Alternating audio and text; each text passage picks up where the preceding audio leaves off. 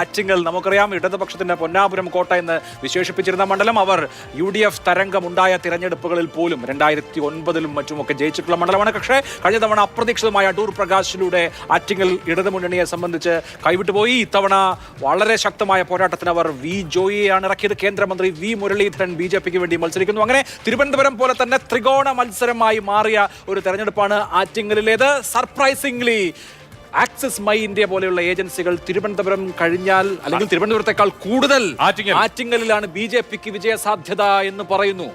ഒരുപക്ഷെ ഈ കേന്ദ്രമന്ത്രി വി മുരളീധരൻ ആ മണ്ഡലത്തിൽ വന്ന് ഉണ്ടാക്കിയ ഒരു ഇമ്പാക്റ്റ് ഈ വന്ന സർവേ ഏജൻസിയെ സ്വാധീനിച്ചിട്ടുണ്ടാകണം. ഈ BJP പ്രവർത്തകരുമായിട്ട് സംസാരിക്കുമ്പോഴാണെങ്കിലും അവരുടെ പ്രചാരണത്തിലൂടെ ആ മണ്ഡലത്തിലുണ്ടായ മാറ്റവും ഒരുപക്ഷെ ഈ സർവേ ഡേറ്റ കളക്ട് ചെയ്യാൻ വന്ന ആളുകളെ സ്വാധീനിച്ചിട്ടുണ്ടാകാം എന്നാണ് ഞാൻ കരുതുന്നത്. തിരുവനന്തപുരത്ത് ജയിച്ചാലും ആറ്റിങ്ങൽ ജയിക്കാൻ BJPക്ക് സാധ്യതയില്ല എന്നാണ് ഞാൻ വ്യക്തിപരമായി. ശോഭാ സുരേന്ദ്രൻ ഉണ്ടാക്കിയ വലിയ ഓളത്തിനപ്പുറം കടന്ന് വി മുരളീധരൻ LDFനെയും UDFനെയും തോൽപ്പിച്ച് BJPക്ക് ഒരു സീറ്റ് വാങ്ങിക്കൊടുക്കും ആറ്റിങ്ങലിൽ. BJP പോലും അത് ആ പ്രവചനത്തെ തെല്ലവിശ്വാസത്തോടെയാണ് കണ്ടത്. പക്ഷേ അതിന്റെ മറ്റൊരു ഘടകമുണ്ട് ആറ്റിങ്ങലിൽ. അവിടെ കേരളത്തിന്റെ ചരിത്രത്തിലെ തന്നെ ഏറ്റവും വലിയ അട്ടിമറികൾക്കൊന്നിന് സാക്ഷ്യം വഹിച്ച മണ്ഡലമാണത്. ആർ ശങ്കർ അട്ടിമറിക്കപ്പെട്ട് അനിരുദ്ധൻ ജയിച്ച മണ്ഡലമാണത്.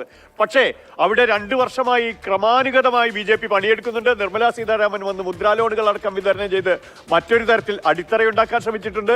വി മുരളീധരൻ നിരന്തരമായി അവിടെ പ്രവർത്തിക്കുന്നുണ്ട്. എല്ലാ ഘട്ടത്തിലും എല്ലാ പ്രീ പോൾ സർവേകളിലും 1/3 വോട്ടുകൾക്ക് ഏതാണ്ട് അടുത്ത BJP അവിടെ സ്ഥിരമായി ഒരു സ്ഥിരാംഗം നിലനിർത്തി പോന്നിട്ടുണ്ട്. അതിനെ പക്ഷേ ഒരു വിന്നബിലിറ്റിയിലേക്ക് എത്തിക്കാൻ സാധിക്കുമോ എന്നുള്ളത് BJP പ്രവർത്തകർ തന്നെ ആവശ്യത്തോടെയാണ്. എന്തായാലും CPMന്റെ ജില്ലാ സെക്രട്ടറിയാണ് മത്സരിച്ചത്. ഒരു പഴുതുമില്ലാത്ത വിധം എണ്ണയിട്ട യന്ത്രം പോലെ CPMന്റെ സംഘടനാ സംവിധാനം പ്രവർത്തിച്ചിട്ടുണ്ട്. അടൂർ പ്രകാശ് കോൺഗ്രസിന് ഈ ദക്ഷിണ കേരളത്തിൽ ഏറ്റവും നന്നായിട്ട് മിഷനറി ഉള്ള അല്ലെങ്കിൽ കഴിവുള്ള ആളുകളെ കൂട്ടാൻ കഴിവുള്ള നേതാവാണ്. അവരോടാണ് വി മുരളീധരൻ മത്സരിച്ചത്. നമുക്ക് റാഷിദിന്റെ പ്രവചനത്തിലേക്ക് ഒന്ന് പോകാൻ തോന്നുന്നു. റാഷിദെ, ആറ്റിങ്ങലിൽ താമര വിരിയുമെന്ന് സർവേ ഏജൻസികളൊക്കെ പറയുന്നു. റാഷിദ് പറയുന്നുണ്ടോ? അവിടെ അഭിലാഷ്, ഇപ്പോൾ നമ്മളിപ്പോൾ ചർച്ചയിൽ 2 മണ്ഡലവും BJPക്ക് എഡ്ജ് വലിയ രീതിയിൽ പ്രതീക്ഷിക്കുന്ന 2 മണ്ഡലങ്ങൾ, അതിന് കൂടെ ചേർക്കാൻ കഴിയുന്ന ഒരു കാര്യം എന്ന് പറയുന്നത് BJP ഇപ്പോൾ കഴിഞ്ഞ 2 തെരഞ്ഞെടുപ്പ് 19-ലും 14-ലും എടുത്തു കഴിഞ്ഞാൽ ഈ മൊത്തത്തിലുള്ള വലിയ രീതിയിലുള്ള വോട്ട് വർദ്ധിപ്പിച്ച് അവരുടെ A ക്ലാസ് മണ്ഡലങ്ങളിൽ ഈ പെട്ട ഈ ആറ്റിങ്ങൽ, തിരുവനന്തപുരം, തൃശ്ശൂർ, ഇവിടെ അവരുടെ മൊത്തത്തിലുള്ള അത് നമ്മളെടുത്ത് വളർച്ചൻ്റെ ഒരു തോത് നമ്മൾ എടുത്തു കഴിഞ്ഞാൽ 8% വരെ വളർച്ച അവർ കാണിക്കുന്നുണ്ട്. അപ്പോൾ നിലവിലെ സാഹചര്യത്തിൽ ഇപ്പോൾ 24% ഇപ്പോൾ ആറ്റിങ്ങലിലുള്ളത്. അതിൽ നിന്നൊരു 8% ആ ഒരു വളർച്ച നിലനിർത്താൻ കഴിയുമോ എന്നുള്ള അതേ ഒരു പാറ്റേൺ തിരുവനന്തപുരത്തും ആപ്ലിക്കബിൾ ആണ്. അങ്ങനെ വരുമ്പോൾ തിരുവനന്തപുരത്ത് രാജീവ് ചന്ദ്രശേഖരൻ്റെ എഡ്ജുണ്ട്. പക്ഷേ ആറ്റിങ്ങൽ അതുപോലും മതിയാവില്ല. ഇവിടെ കഴിഞ്ഞ പ്രാവശ്യം ശബരിമല ഫാക്ടറിൽ ശോഭാ സുരേന്ദ്രൻ മുന്നോട്ട് വന്നിട്ടുണ്ടെങ്കിലും ഈ പ്രാവശ്യം വലിയ രീതിയിൽ ഒരു വിജയസാധ്യത ഞാൻ അവിടെ കാണുന്നില്ല. സർവേ ടീം വലിയ രീതിയിൽ അവിടെ വിജയസാധ്യത പ്രവചിക്കുമ്പോഴും അവിടെ ഞാൻ കാണുന്നത് ലെഫ്റ്റിന്റെ വി ജോയ് വിജയിക്കുമെന്നുള്ളത് തന്നെയാണ്. ലെഫ്റ്റിന്റെ വി ജോയ് ആണ് ആറ്റിങ്ങലിൽ വിജയിക്കുന്നത്. അതായത് ഇടതു മുന്നണിക്ക് കേരളത്തിൽ ദക്ഷിണ കേരളത്തിൽ നിന്ന് ഒരു സീറ്റ് പ്രവചിക്കുന്നു. CP റാഷിദ്. നോക്കാം ഗോപകുമാർ സാറിനോട് കൂടി ചോദിക്കാം. ഡോക്ടർ ജി ഗോപകുമാർ, ആറ്റിങ്ങലിൽ ആർക്കാണ് അഡ്വാൻറ്റേജ്? ആറ്റിങ്ങലിൽ UDFനാണ് അഡ്വാൻറ്റേജ് എന്നാണ് എനിക്ക് മനസ്സിലാക്കാൻ കഴിഞ്ഞത്. അവിടെ ഒരർത്ഥത്തിൽ ത്രികോണ മത്സരം തന്നെയാണ്. 3 സ്ഥാനാർത്ഥികൾക്കും ഗണ്യമായ സ്വാധീനമുള്ള മണ്ഡലമാണ് ആറ്റിങ്ങൽ. സാമുദായികമായി നോക്കുമ്പോൾ ഈഴവ സമുദായം അവിടുത്തെ പ്രബല സമുദായമാണ്.